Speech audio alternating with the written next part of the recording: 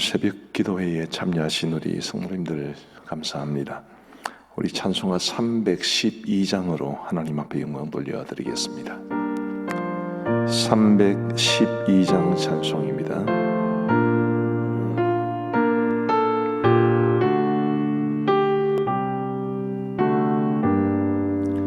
너 하나님께 이끌리어 일평생 주만 바라면 너 어려울 때 힘 주시고 언제나 지켜주시니 주 크신 사랑 믿는 자 그 반석 위에 서리라. 너 설레는 맘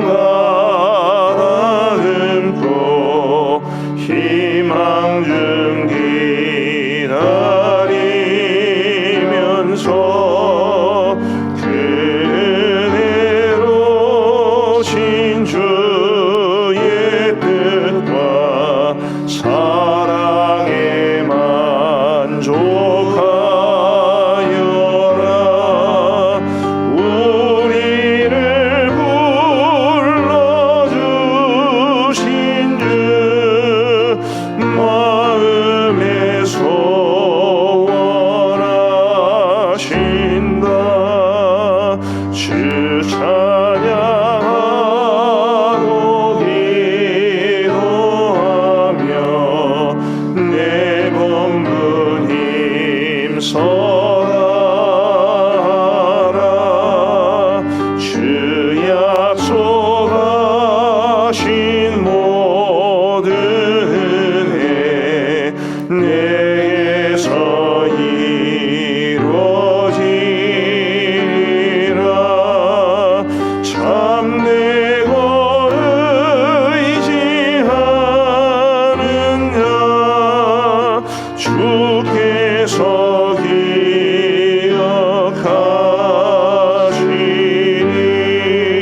기억하시니.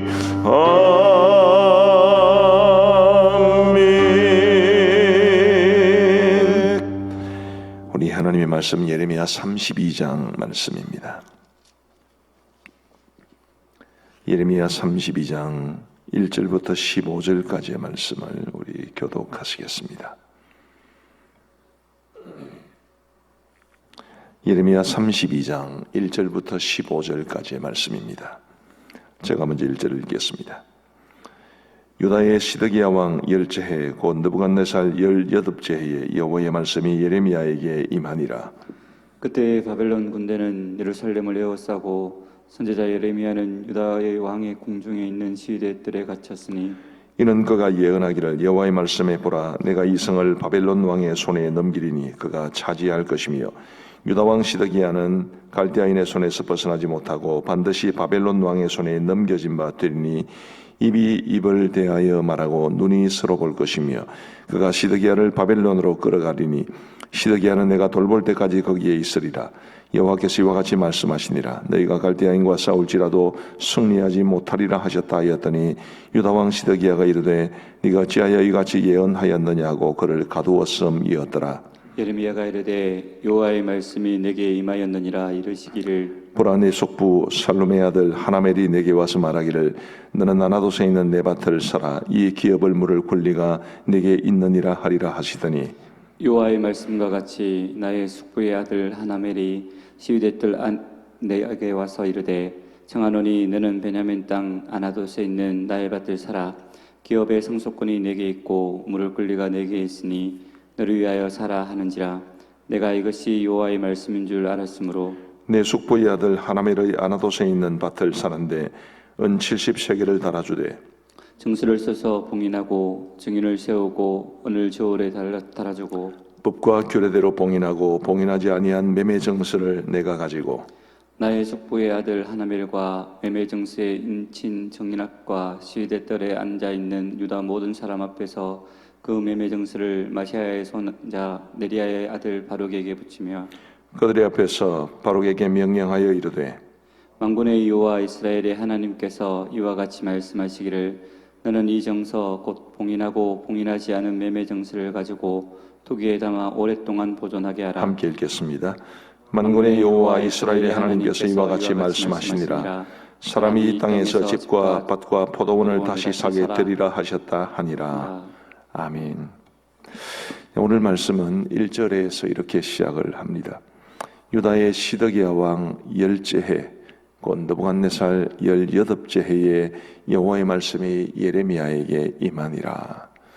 유다의 시드기야 왕 10째 해에 이 말씀이 임했습니다.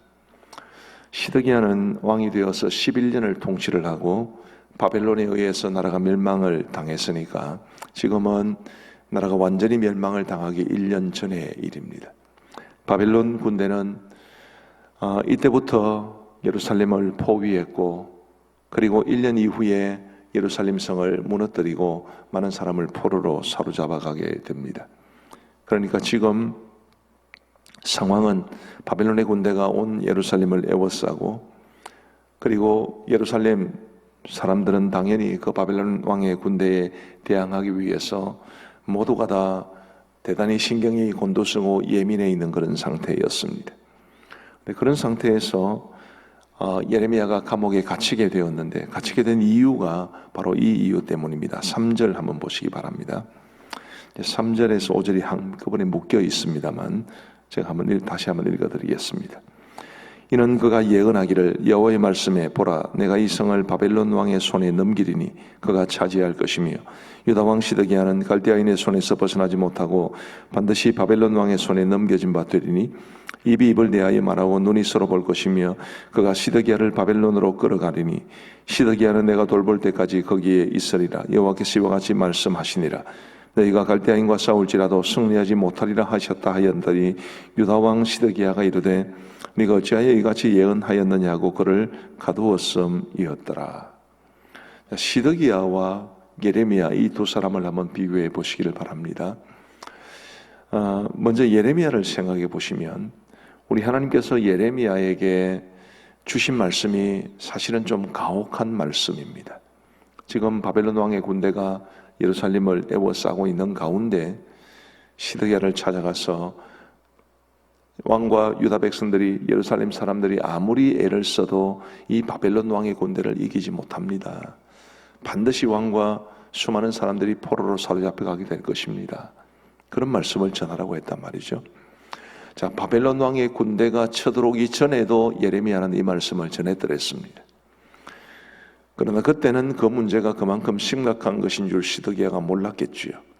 근데 지금 바벨론 왕의 군대가 쳐들어오고 예루살렘을 물샐 틈 없이 포위하고 언제 예루살렘 성이 무너질지 모르는 그야말로 백척간도의 이 어려운 상황 속에서 예레미야가 다시 그 말씀을 선포하는 것은 당연히 시드기야의 분노를 일으킬 수밖에 없는 상황이었습니다.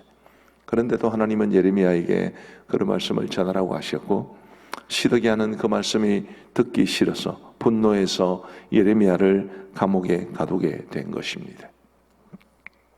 자, 이제 시드기야에 대해서 다시 한번 생각해 보십시다. 자, 시드기야 그런 한 나라의 왕이었습니다. 그러나 그가 하나님을 버리고 하나님의 율법을 저버렸고 그리고 수많은 백성들도 그렇게 했습니다. 하나님께서 예레미야를 통해서 끊임없이 회개를 촉구했고 그리고 회개하지 않으면 바벨론 왕의 손에 의해서 예루살렘 성이 멸망을 당하고 포로로 사로잡혀가게 될 것이라고 경고했습니다. 그리고 지금 그 경고가 거의 이루어지는 것 같아 보였습니다. 왜요? 바벨론의 군대가 지금 예루살렘을 포위하고 있는 상황이거든요. 그런 상황에서조차 시드기야는 하나님의 말씀에 귀를 기울이지 않았습니다. 성질만 나는 거죠. 그래서 예레미야를 감옥에 가두어 버렸습니다. 우리 사랑하는 성도 여러분, 어쩌면 이 당시 시드기야와 예루살렘이 처한 형편이 오늘 우리 한국교회가 처한 형편과 비슷할 것 같습니다. 그야말로 어려운 상황입니다. 지금 물론 시드기야가 처한 그 상황이 지금 현재 우리 한국교회가 처한 상황보다는 훨씬 더 심각한 상황입니다만은 어쨌든 우리 한국교회도 지금 예사롭지 않습니다. 이런 상황 가운데서 하나님의 바른 말씀을 선포하는 사람이 있어야 하고, 그리고 우리 한국교회는 하나님께서 이 시대에 바르게 선포하는 그 말씀 앞에 마음을 다하여 듣고 순종할 필요가 있습니다. 우리 하나님께서 정말 우리에게 무엇을 원하시는가? 그것이 때로는 기분 나쁘게 들려도, 지금 시드기야에게는 확실하게 기분 나쁘게 들렸습니다. 지금 저 예루살렘 성을 포위하고 있는 갈대아인의 군대가 어서 물러가게 될 것이라고, 절대로 갈대아인의 군대가 이 예루살렘 성을 무너뜨리지 못하게 될 것이라고 예언하기를 바랬지만, 그러나 예레미야는 그렇게 선포하지 않았습니다. 하나님 그런 말씀을 주시지 않았습니다. 기분 나쁜 말이죠. 멸망을 당할 것입니다. 절대로 바벨론 군대를 이기지 못할 겁니다. 왕도 비참하게 될 겁니다. 항복하는 게 상수입니다. 이런 말은 굉장히 기분 나빠 보입니다. 그러나 기분 나빠도 들어야 할 말씀이었습니다. 왜요? 그것이 하나님의 말씀이었으니까요. 우리 사랑하는 성도 여러분, 우리 개인의 삶에도 가정에도 우리 교회에도 국가에도 어려움은 닥칠 수 있습니다. 그런데 그 어려움이 닥칠 때 우리가 정말 하나님의 말씀에 귀를 기울이고 하나님의 말씀대로 순종하며 살아가려고 하는 거기에 우리가 살 길이 있다고 믿습니다. 시드기야도 지금 그렇게 해야 했습니다. 결국 시드기야가 완전히 이 나라가 멸망당할 때까지 예레미야를 통해 하나님 주신 말씀에 귀 기울이지 않았기 때문에 어떻게 되었습니까? 나라는 멸망을 당했습니다. 자신이 보는 눈앞에서 아들들이 다 죽임을 당했습니다. 아들들을 죽이는 것을 눈으로 보게 한 이후에 바벨론 군대는 시드기야의 두 눈을 뽑아버렸습니다.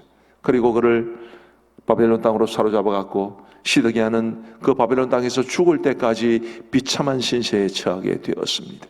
자기도 망하고 나라도 망하고, 하나님의 말씀에 귀 기울이지 않았기 때문에 그는 그처럼 끔찍한 상황에 처하게 된 것입니다. 우리 사랑하는 성도 여러분, 여러분들의 삶에 어떤 위기가 찾아왔습니까? 여러분들의 가정에 문제가 있나요? 교회와 혹은 국가에 어떤 문제가 있다고 생각합니까? 그 모든 문제 앞에서 우리가 붙잡아야 될 것은 하나님의 말씀밖에 없습니다. 하나님의 말씀이 나에게 무엇을 원하시는가? 하나님의 말씀이 내게 무엇을 기대하시는가? 그것을 알고 그 말씀대로 살아가는 것 외에 달리 길은 없어 보입니다.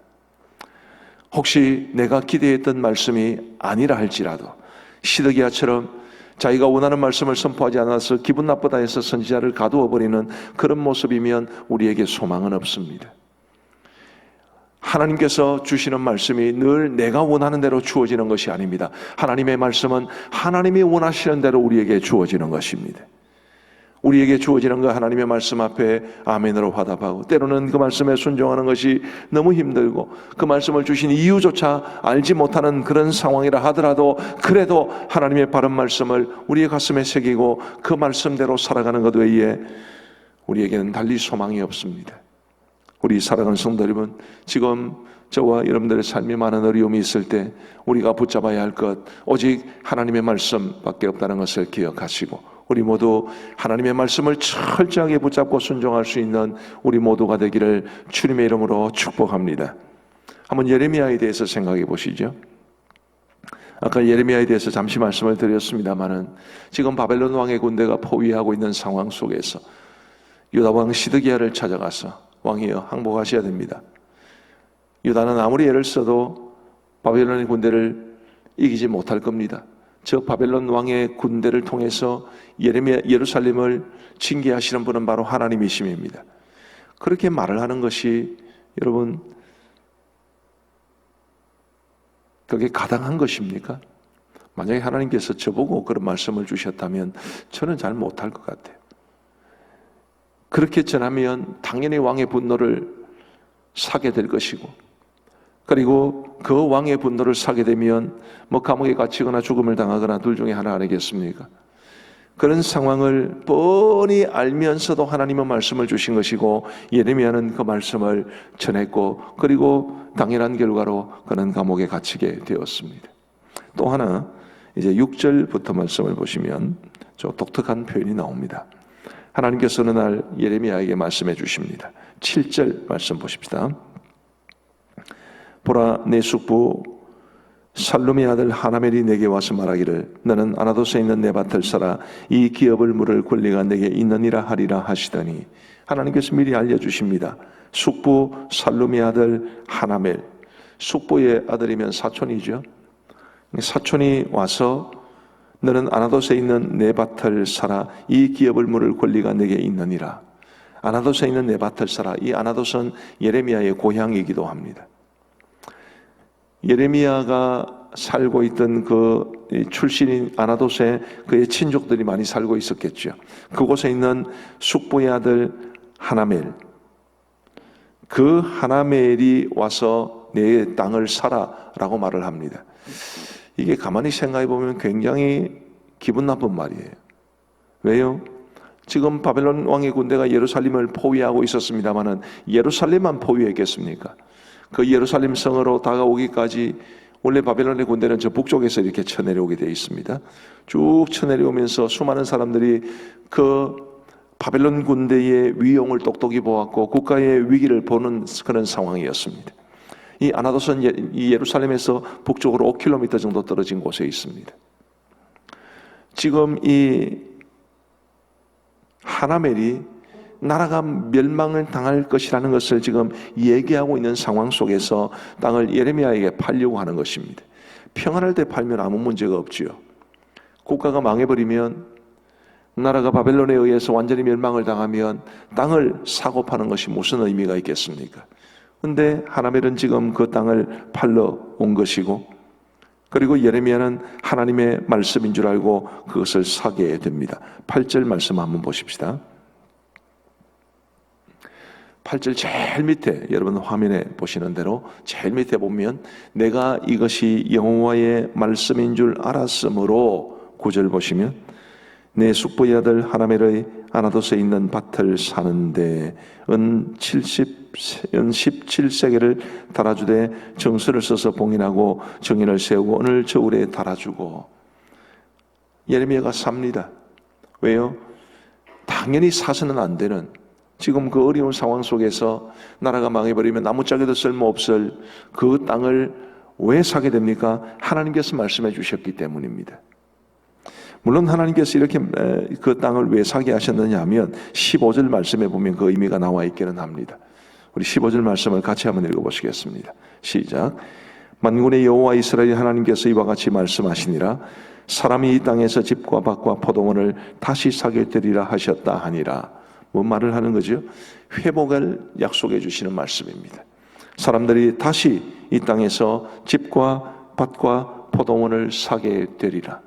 회복에 대한 말씀입니다.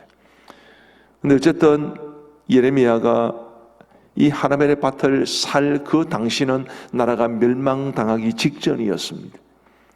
그런 상황 속에서 땅을 사는 것이 무슨 의미가 있겠습니까마는 예레미야는 하나님의 말씀인 줄 알고 그 말씀에 절대적으로 순종합니다. 자, 국가가 어려움에 처한 그 상황 속에서도 하나님의 말씀 듣기를 거부했던 시드기야와 두 가지 명령, 시드기야에게 나라가 멸망당할 것이라고 바벨론에 항복하라는 그 말씀, 그리고 하나멜의 밭을 사라는 이 말씀, 두 말씀 다 하나같이 제대로 순종하기가 어려운 그 말씀을 온전히 순종하고 있는 예레미야, 너무나 대조적이지 않습니까? 우리 하나님께서 이런 대조적인 모습을 통해서 우리에게 무엇을 말씀해 주시는 것입니까? 너희들은 어느 편이냐? 지금 그 말씀을 주시고 있는 것입니다. 시드기야 편이냐? 예레미야 편이냐? 정말 실천하고 순종하기 어려운 말씀 앞에서도 생명을 걸고 순종한 예레미야 쪽이냐, 아니면 말씀 듣기 싫다고 말씀을 전한 선지자를 가두어버린 시드기야 쪽이냐, 어느 쪽이냐라고 우리에게 물으시는 것입니다. 여러분들은 어느 쪽이십니까? 부디 예레미야 편에 서기를 간절히 원합니다. 내가 살 길이 오직 하나님의 말씀을 붙잡는 길밖에 없음을 인정하면서 오직 하나님의 그 말씀을 철저하게 붙잡고 살아가는 거기에 우리가 살 길이 있는 것입니다. 아무리 상황이 어렵더라도, 아무리 형편이 어렵더라도 우리가 하나님과 그분의 말씀을 굳게 의지할 수 있다면 그곳에 우리의 살 길이 있다는 것을 여러분 절대로 잊지 마시고 우리 하나님의 말씀만을 철저하게 붙잡고 살아갈 수 있는 우리 모두가 되기를 주님의 이름으로 축복합니다. 우리 함께 기도하시겠습니다. 먼저 말씀을 생각하시면서 기도하시면 좋겠습니다. 크게 두 가지를 가지고 기도하시면 좋겠는데요. 첫 번째로는 우리 자신을 위해서 기도하시면 좋겠습니다. 하나님, 정말 내가 그리고 우리의 가족이 어려울 때일수록 더 말씀을 굳게 붙잡을 수 있도록 도와주옵소서. 하나님께서 나에게 무슨 말씀을 주시든지 그 말씀을 온전히 순종하며 그 말씀을 붙잡고 살아갈 수 있도록 인도하여 주옵소서. 그리고 두 번째로 우리 가음정교회와 우리 가음정교회를 포함한 우리 한국교회가 하나님 어려울 때일수록 하나님의 말씀을 바르게 선포하는 종들이 있게 하여 주시고, 그리고 한국교회 전체적으로 그리고 우리 교회 전체적으로 하나님의 말씀을 굳게 붙잡을 수 있도록 은혜를 베풀어 주옵소서. 우리 함께 기도하시겠습니다. 자비하신 아버지 하나님, 오늘도 저희들을 영상으로 드리는 이 특별 새벽 기도회에 함께 참여하게 하여 주신 것을 진심으로 감사합니다. 자비하신 아버지 하나님, 오늘 하나님의 말씀 앞에선 예레미야와 시드기야의 차이가 얼마나 컸는지를 살펴보면서 과연 우리는 어떤 쪽에 설 것인지를 우리 하나님께서 도전해 주신다고 말씀을 전했습니다. 하나님의 말씀이 듣기 싫다고 우리 하나님의 말씀을 전한 선지자를 감옥에 가두고 그리고 끝내 비극적인 결말을 맞이해야 했던 시드기야 편에 설 것인가, 아니면 정말 하나님의 말씀을 바르게 전하는 것이 너무나 위험천만한 일이었음에도 불구하고 기꺼이 주신 말씀을 선포했던, 그리고 그 하나님의 밭을 사는 어처구니 없는 상황 말씀을이라도 적극적으로 순종했던 예레미야처럼 하나님의 말씀을 붙잡고 그 말씀대로 살아가는 쪽을 선택할 것인가. 아버지 하나님, 우리가 이 기로에 놓여 있사오니 하나님, 저와 우리 가음정교회 모든 성도들은 시드기야 편에 서지 아니하고 예레미야 편에 설 수 있도록 인도하여 주옵소서. 우리가 살 길이 하나님의 말씀에 있음을 기억하면서 하나님의 말씀을 사모하고 하나님의 말씀 듣기를 즐겨하며 하나님의 말씀을 묵상하고 하나님께서 나에게 주시는 그 말씀을 굳게 붙잡으며 우리 하나님 앞에 믿음으로 살아갈 수 있는 그 말씀만이 내가 살 길이라 생각하고 철저하게 말씀대로 살아갈 수 있는 우리 모두가 될 수 있도록 인도하여 주옵소서. 자비하신 아버지 하나님이여, 하나님께서 나에게 무슨 말씀을 주시든지 순종하려는 자세가 우리 모두에게 있게 되기를 간절히 원합니다. 나의 귀를 즐겁게 하는 말씀에 귀를 기울이지 않게 하여 주시고, 하나님께서 내게 주시는 말씀 바른 말씀인 것을 거룩한 분별력을 가지고 분별하는 가운데 내게 주신 그 말씀을 굳게 붙잡고 살아갈 수 있도록 인도하여 주옵소서. 자비하신 아버지 하나님, 우리 한국교회와 가음정교회도 기억하여 주시기를 간절히 원합니다. 아버지 하나님이여, 조국의 교회가 어려움에 처해 있는 어려운 상황 속에서 하나님의 말씀을 굳게 붙잡는 것 외에 달리 길이 없음을 고백하게 하여 주시고, 우리 가음정교회가 아버지 하나님, 비록 우리 한국에 있는 6만 교회 중에 한 교회일지라도 정말 우리 가음정교회가 하나님의 말씀을 전적으로 붙잡는 것을 이 땅의 모든 교회의 모범으로 보여줄 수 있도록 역사하여 주옵소서. 자비하신 아버지 하나님, 간절히 소원하옵기는 우리 하나님의 크고 놀라우시는 종이 우리 가음정교회 모든 성도들의 삶을 굳게 붙잡고 또 우리 한국교회 모든 성도들의 삶을 굳게 붙잡고 그 말씀이 걸어갈 수 있는 우리 모든 성도들의 삶 그리고 교회들의 모습이 될 수 있도록 인도하여 주옵소서. 지금의 이 위기는 다름 아닌 하나님의 말씀의 위기인 것을 기억하게 하여 주시고 철저하게 우리 하나님의 말씀을 붙잡고 살아갈 수 있도록 역사하여 주시옵소서. 오 주님, 우리 가음정교회를 긍휼히 여겨주시고 우리 한국교회를 불쌍히 여겨주셔서 철저하게 말씀이 걸어갈 수 있는 교회가 될 수 있도록 인도하여 주옵소서.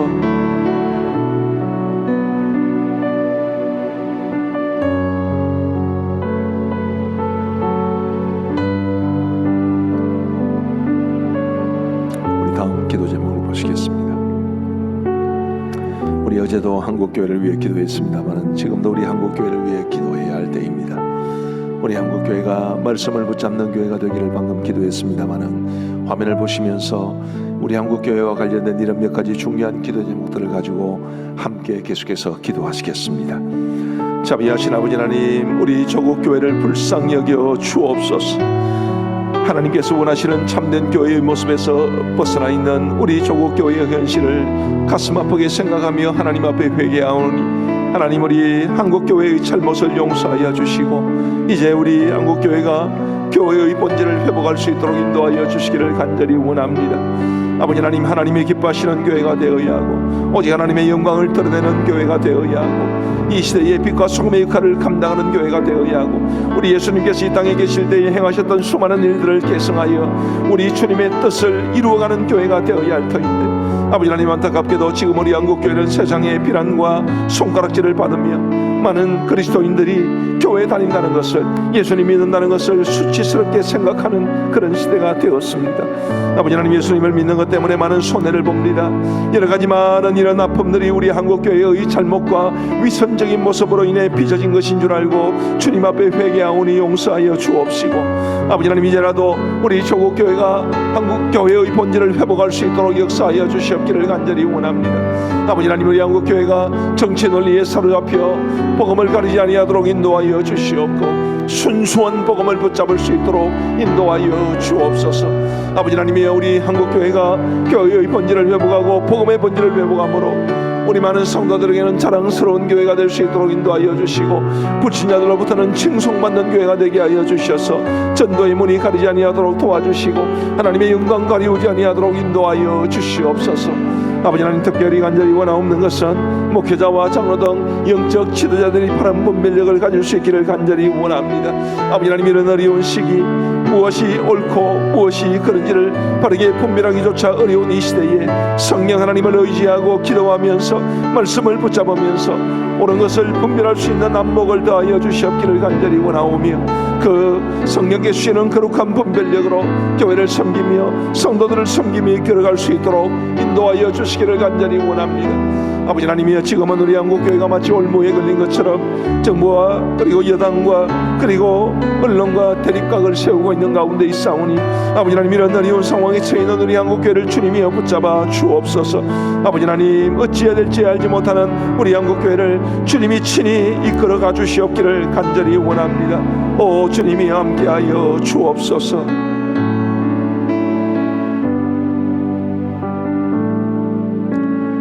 우리 다음 기도 제목을 보시겠습니다. 현 상황과 관련한 긴급한 기도 제목인데 제일 밑에 내일 밤부터라고 되어 있습니다만 오늘 밤부터입니다. 우리 코비드와 그리고 태풍 피해를 생각하면서 우리 하나님께서 코비드와 이 태풍의 영향에서부터 우리를 지켜 주옵소서. 우리 간절한 마음으로 함께 기도하시겠습니다. 자비하신 아버지 하나님이여, 코비드19 사태가 속히 깨끗하고도 완전하게 종식될 수 있기를 간절히 원합니다.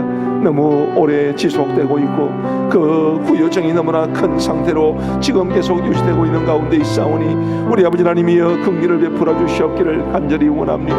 아버지 하나님이여, 코비드 사태가 어수속히 종식되는 것만이 아버지 하나님이 지금의 우리 같이 하니 어려움에서 벗어날 수 있는 길이라 믿사오니 아버지 하나님 도와주시고 함께하여 주옵소서. 아버지 하나님, 지금 코비드 사태가 심상치 않은 가운데 전국적 대유행으로 이어지지 않을까 염려하고 있사오니 하나님이여 도와주셔서 확진자 증가세가 뚜렷하게 줄어들 수 있도록 인도하여 주시기를 간절히 원합니다. 오늘도 10시 전후에 발표될 이 전달의 확진자 수를 긴장감을 가지고 기다리게 싸운 우리 아버지 하나님 도와주셔서 전날보다 확연하게 줄어든 숫자가 발표될 수 있도록 주님께서 함께하여 주시기를 간절히 원합니다. 아버지 하나님, 이런 많은 지역들이 어려움을 겪고 있으나 특별히 서울과 수도권에서 이 상태가 심상치 않은 가운데 있사오니 서울과 수도권에서 속히 확산세가 줄어들 수 있도록 찾아들 수 있도록 역사하여 주옵소서. 아버지 하나님, 워낙 많은 사람들이 서울과 수도권을 오가고 있는 상황 가운데 혹시라도 이것이 더 전국적으로 번져가는 이제 수단 길이 되지 않을까 염려하고 있습니다. 아버지 하나님 도와주셔서 우리의 수도권을 지켜 주옵소서. 아버지 하나님, 소규모 집단 감염이 더 이상 발생하지 아니하도록 인도하여 주시기를 간절히 원합니다.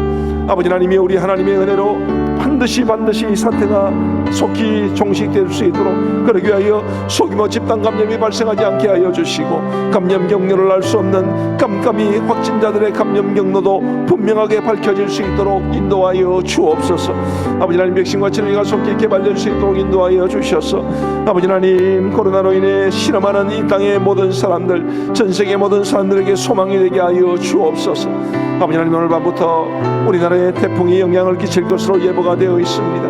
아버지 하나님이여 엎친 데 덮친 격으로 찾아오게 되는 이 태풍의 피해가 최소화될 수 있도록 인도하여 주시고, 아버지 하나님 오늘이라도 태풍의 경로를 주님께서 바꾸어 주셔서 정말 우리나라의 태풍 피해가 최소화될 수 있도록 우리 아버지 하나님 도와주옵소서. 그 다음 기도 제목을 보시겠습니다. 우리의 이웃들을 위해서 함께 기도하겠습니다. 많은 사람들이 참으로 힘들어하고 있습니다. 스트레스가 많고 걱정과 염려가 너무 많고 제대로 식사 한 끼 하는 것조차도 혹시라도 식당에 가면 감염되지는 않을까, 카페에 가면 감염되지 않을까 두려워하는 마음으로 어디에 소망을 둬야 될지 알지 못할 만큼 어려운 상황 가운데 처해 있습니다. 너무 스트레스가 많기 때문인지 비정상적으로 행동하는 사람들도 너무 많다고 합니다. 제가 격리하고 있는 사람들이 이상한 요청을 하고 정말 이 사람들의 보편적인 상식이 어디가 있을까 싶은 생각이 들 만큼 어렵고 힘든 시기를 우리가 살아가고 있는데, 우리의 이웃들을 위해서 우리 간절한 마음으로 그들을 위한 중보기도자의 책임을 감당하는 자세로 우리 함께 기도하시겠습니다.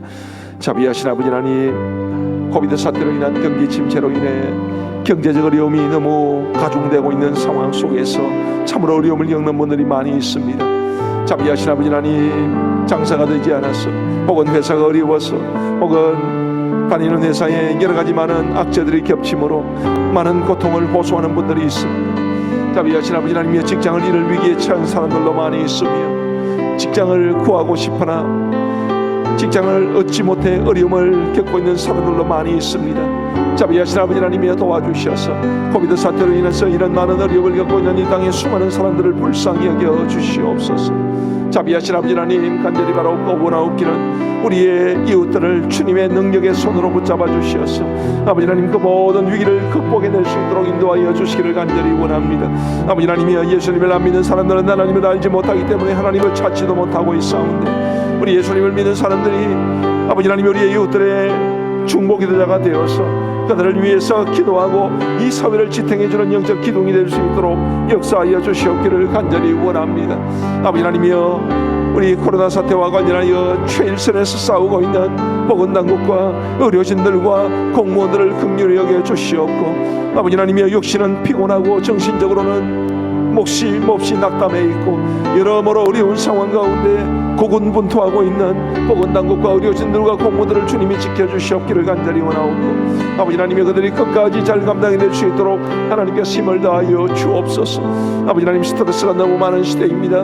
아버지 하나님, 모두가 이 어려운 시대를 이겨낼 수 있도록 인도하여 주시옵기를 간절히 원합니다. 아버지 하나님이여, 우리 그리스도인들은 주께서 주시는 참된 평안을 가슴에 새기고, 아버지 하나님이여, 우리가 평안을 누리고 우리가 기쁨을 누리고 우리가 위로를 받는 가운데 또한 세상의 많은 사람들을 위로하며 그들에게 주님의 평안을 나누어 주며 그들을 주님의 기쁨으로 위로할 수 있는 우리 모두가 될 수 있도록 역사하여 주옵소서. 아버지 하나님, 그리고 혼란한 시대일수록 합리적으로 판단하고 행동하는 사람들이 많아질 수 있도록 인도하여 주시고, 우리 예수님을 믿는 사람들이 이런 참으로 이 건전한 사고방식과 그리고 생활의 모습을 많은 사람들에게 보여주므로 우리 그리스도인들이 세상의 소망이 될 수 있도록 주님께서 역사하여 주옵소서. 우리 그 다음 기도 제목을 보여주시길 바랍니다. 우리 경제 회복을 위하여 함께 기도하시겠습니다. 아까도 기도 중에 잠시 언급되었습니다마는 코로나19 사태로 인한 이 경제적 후유증이 너무나 큽니다.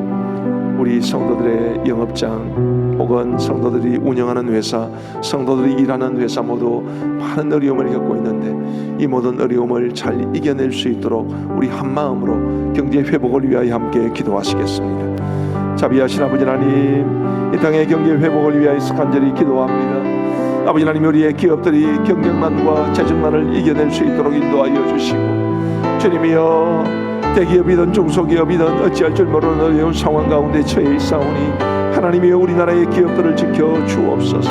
아버지 하나님, 국가의 재정 건전성이 악화되지 않을까 염려하는 가운데 있사온데 국가의 재정 건전성을 건전하게 유지하는 방법으로 기업들이 잘 되고 그리함으로 국가 의무가 늘어나는 것밖에 없사오니 우리 아버지 하나님 도와주시옵기를 간절히 원합니다.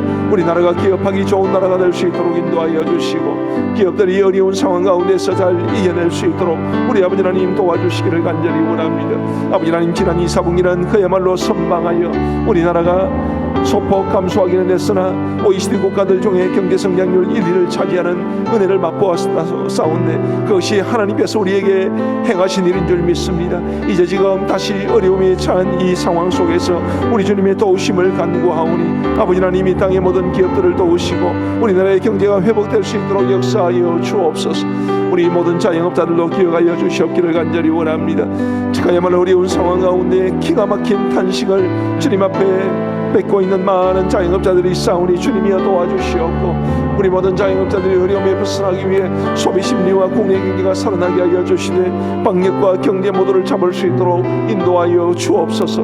재정적으로 어려움을 겪는 가정들이 땅에는 수도 없이 많습니다. 아버지 하나님 그 모든 가정들을 지켜주시옵기를 간절히 원하옵고 특별히 우리 성도들의 회사와 영업장을 지켜주시옵기를 간절히 원합니다. 우리 성도들이 운영하는 회사, 우리 성도들이 일하는 회사, 우리 성도들이 운영하는 영업장을 기억하여 주시옵고 아버지 하나님이여 주님의 그 놀라운 도우심과 주님의 크고 놀라우시는 총으로 반드시 어려움의 때를 벗어날 수 있도록 우리 주님이여 역사하여 주옵소서.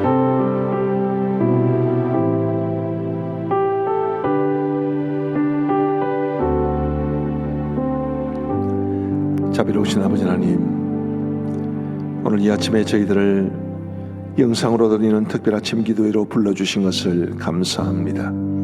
오늘 말씀 통해서 주신 것처럼 하나님의 말씀만이 이 위기를 벗어날 수 있는 길이라 믿으며 또한 우리가 기도하는 것만이 우리가 처한 이 어려운 현실을 극복할 수 있는 길이라 믿사오니 우리가 어려울 때일수록 말씀과 기도에 전무하게 하여 주옵소서.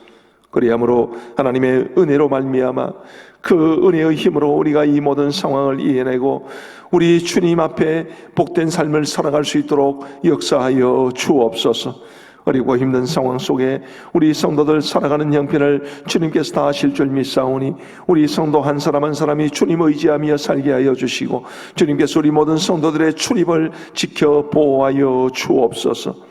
오늘도 우리 모든 성도들의 하루의 삶을 지켜주시고 광야길과 같은 이 인생길을 걸어가는 동안 하나님께서 성령의 구름 기둥과 불 기둥으로 우리 모든 성도들을 지켜 보호하여 주시고 우리 성도들 가운데 특별히 투병 중에 있는 성도들 또 아픈 성도들 기저질환을 가지고 있는 성도들 주님께서 돌보아 주셔서 깨끗하게 회복되어 하나님 앞에 치유의 은혜에 감사할 수 있도록 역사하여 주옵소서.